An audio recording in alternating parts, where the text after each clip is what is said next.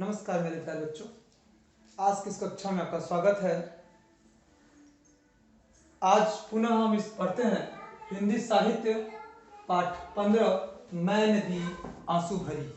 मैं नदी आंसू भरी, जैसा कि शब्दार्थ हमने पिछले वीडियो में भी बताया था, फिर से बता रहे हैं। ये आप दिमाग में मत रखिएगा कि जो किताब में शब्दार्थ सिर्फ उतना ही लिखा है। हमने कुछ जो कठिन शब्द हमें ऐसा लगा कि आपके लिए कठिन शब्द हो सकते हैं, उनको भी चुन करके हमने उसका अर्थ आपको इसमें लिख दिया है। तो आप जो शब्दार्थ है वो इसमें से लिखेंगे। शब्दार्थ आपका मैं दिखा रहा हूं, यहाँ पे देख लीजिएगा।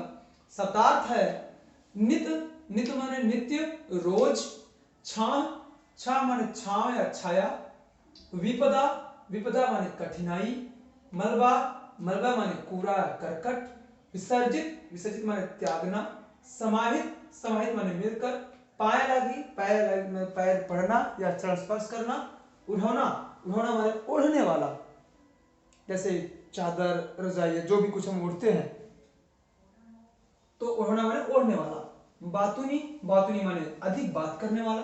ध्यावत, ध्यावत माने याद करना या ध्यान करना। स्थल, स्थल माने स्थान। आफत, आफत माने मुसीबत। काई, काई माने चिकना। जैसा कि हमने पिछले कक्षा में बताया था, काई तो आप जानते होंगे कि जहाँ पानी का टैंक वगैरह होता है, जहाँ पानी ज़्यादा दिन रह जाता है, तो वहाँ आप देखेंगे नीचे जो जमीन पानी के अंदर का जो निचला सतह है उसमें नीले रंग का या भूरे रंग का, काले रंग का, लाल रंग का एक चिकना सा सतह स्तर बन जाता है, वो है काई।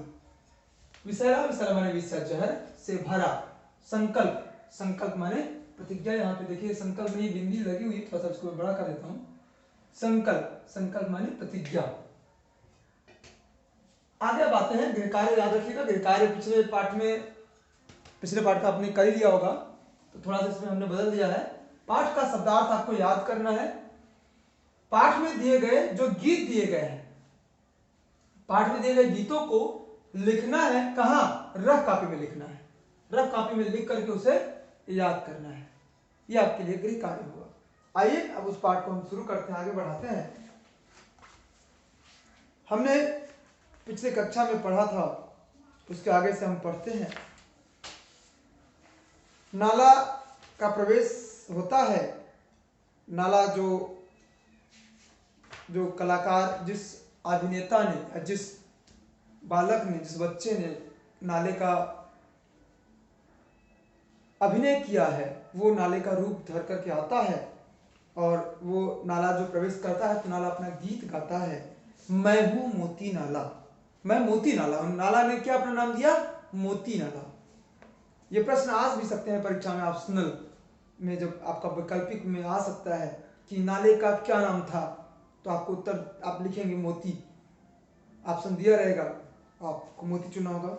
मैं हूं आफत का परकाला, मैं आफत की परकाला हूं। परकाला मतलब होता है प्रलय। आफत की परकाला, परकाला मतलब काल, या कह सकते हैं प्रलय, या कह सकते हैं कि बिल्कुल समूह। मैं हूं काले दिल वाला, उसका मन कैसा है, उसका दिल कैसा है? काला। काला मतलब कठोर या दूषित। अरे भाई सुनियो लाला, अरे भाई सुनियो लाला। वहां भाई को भी कह रहा है और लाला, लाला माने बच्चों, बच्चों को सुनियो। और तू भी सुन रहे बाला, बाला माने, बाला माने क्या होता है? अब ये मूवी का बाला मत समझिएगा कि बाला वाला आप लोग, यहाँ बाला का मतलब होता है बालिका।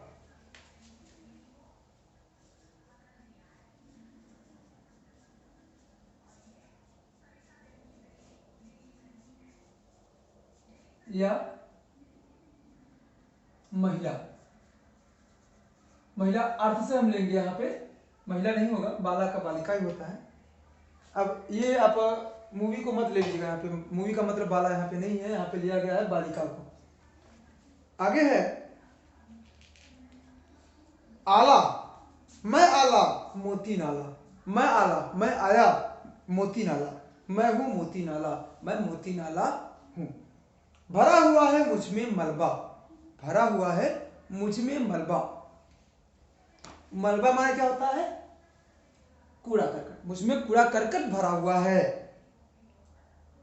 वाह वाह वाह वाह वाह वाह वाह वाह वाह वाह वाह वाह वाह, मुझ में कूड़ा करकट भरा हुआ है। गांव शहर में मेरा जलवा। गांव और शहर जो है उन सब में क्या है? मेरा जलवा है। बदबू लिए नदी में जाऊं। मैं बदबू लिए, जाहिर सी बात है उसमें हम कचरा करकट और तमाम सी गंदगी फेंकते हैं तो क्या होगा? वो गंदा होगा और उसमें बदबू आएगी। तो वही है, बदबू लिए नदी में जाऊं। मैं अपना जो बदबू है वो नदी में लेकर जाता हूं। नदियों को मैं तिल तिल खाऊं। मैं नदियों को तिल तिल खाऊं। तिल तिल खाने का मतलब यह है कि नदी तो तब है जब उसमें शुद्ध पवित्र पानी है, लेकिन अगर उसमें भी नाले की तरह कूड़ा करकट कचरा आ जाए, गंदगी आ जाए, सारा जल नाले की तरह हो जाए तो वो भी एक तरह का नाला ही हो जाएगा। अर्थात मैं नदियों को तिल तिल खाऊं, अर्थात जितना उसमें कचरा मिलता जाता है उतना मैं नदी का जो अस्तित्व उतना कम करता जाता हूं।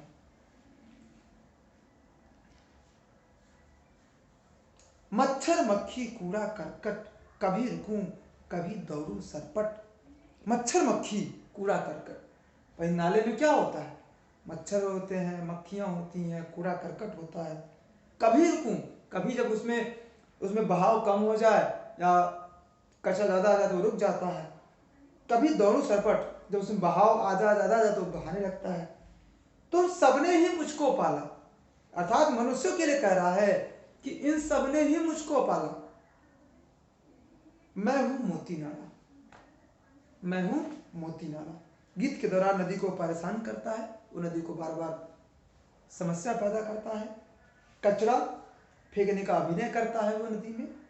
नदी बचने का प्रयास करती है, परंतु नाला नदी के हाथों में काले फीते बांधकर जाता है। परंतु जब नदी बार बार प्रयास करती बचने का, नहीं बच पाती है, नाला हाथ में अपने काले फीते लिए रहता है। जो नदी के जो अभिनय कर रहा होता है, जो कर रही होती है, उसके हाथ में उस फीते को बांधता है, दिखाने का प्रयास करता है कि मैं उसमें मिल गया। अर्थात उसने अपने काले रंग के जो फीते जो एक प्रतीक के रूप में उसको बांधा, दिखाया कि मैं इसमें मिल गया, और बांध करके वो अभिनय करता हुआ चला जाता है। आगे नदी, ऐसे लाखों करोड़ों नालों ने मेरा जीना हराम कर दिया है। ये नदी कहती है हम सबको संबोधित करती हुई कि ऐसे ही मोती नाले जैसे करोड़ों नाले, लाखों करोड़ नाले मेरा जीना हराम कर दिया, अर्थात मुझे जीने नहीं दे रहे हैं।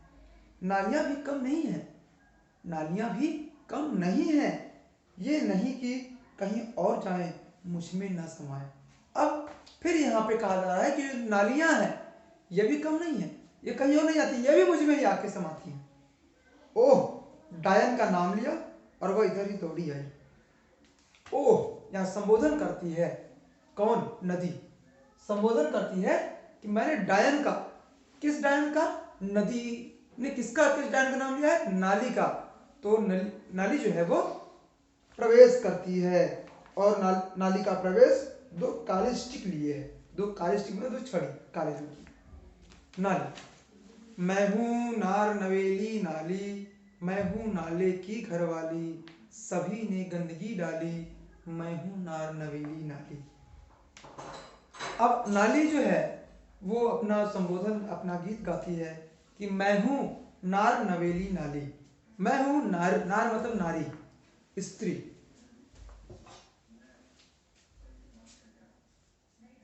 नार माने स्त्री।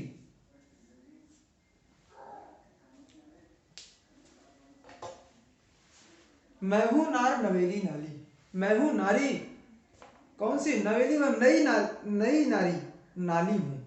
मैं हूं नाले की घरवाली, मैं नाले की घरवाली हूं।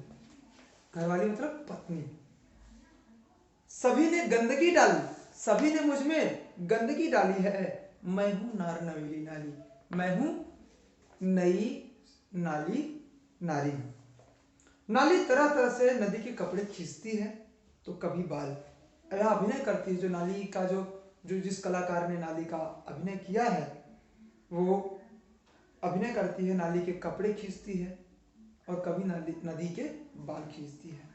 नदी हार कर आगे बढ़ती है, नाली का प्रस्थान। फिर भी नदी उससे भी हार कर आगे बढ़ जाती है और नाली फिर वहां से प्रस्थान कर जाती है। नदी का मध्य स्थल में आना। अब नदी बीच मंच में आ जाती है, बीचों बीच आ जाती है और अलग अलग छोर से कोरस आता है। अगल बगल जो छोर है, दो किनारे हैं, उनसे कोरस आते हैं। बैलों को नहलाता एक व्यक्ति। अब अगल बगल बीच में नदी जो है वो खड़ी हो जाती है। एक तरफ कुछ लोग नदी में ही अपने बैलों को नहला रहे हैं। कपड़े धोती एक औरत, उसमें दिखाया जाता है कि एक औरत जो है वो कपड़े को धोती है। थूकता, नाक साफ करता एक व्यक्ति जो नदी में आया है, थूक भी रहा है और नाक भी साफ कर रहा है, एक व्यक्ति ऐसा दिखाता है। फिर ट्रक धोता एक आदमी जो ट्रक धोता हुआ दिखाई पड़ता है। मुंडन करवाता, बाल नदी में फेंकता आदमी, एक व्यक्ति मुंडन करवाता है और बाल नदी में फेंकता है। आपको पता होना चाहिए कि बाल कभी सड़ता नहीं जल्दी, तो वो बाल अगर हम नदी में फेंकते हैं तो उसमें वो सड़ेगा नहीं, तो वो और अन्य जलीय जंतुओं या नदी को दूषित करेगा। नदी, अब नदी इस तरह से जिस यह सब क्रियाकलाप देख करके परेशान हो जाती है, तब हे नाथ भगवान से प्रार्थना करती है, हे नाथ मेरी रक्षा करो, हे नाथ मेरी रक्षा करो। पेड़ कट गए, जल सूख रहा है, बारिश कम हो रही है, आबादी बढ़ती जा रही है, काई जलकुंभी ने मुझे घेर रखा है। काई मैंने आपको बताया वही जो निचला स्तर है, वो बाल, उसका जलकुंभी ने मुझे घेर रखा है।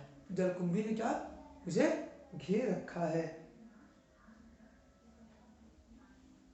कोरस, अपने आप से मेरी पूजा, कोरस जो है वो पीछे कहते हैं, अपने आप से मेरी पूजा करते हैं, हर हर गंगे जय नर्मदे कहते हैं। कोरस जो है वहां से उनसे लोग से कहते हैं कि आप सब तो मेरी पूजा करते हैं, हर हर गंगे कहते हैं, जय नर्मदे कहते हैं। कोरस कहते हैं मैया, जो लोग वहां पे कोरस वाले लोग हैं वो लोग बोले हाँ मैया कहते हैं। तो नदी फिर मुझे दूसरे क्यों करते हैं। एक व्यक्ति जो था, जो जानवरों को नहला था, वो बोला मैंने तो केवल जानवरों को नहलाया है। तब दूसरा, मैंने तो इतू सा कचरा फेंका है। तीसरा, मैंने तो अपना ट्रक को नहलाया है। चौथा, औरत जो औरत थी, मैंने तो बस कपड़े धो डाले।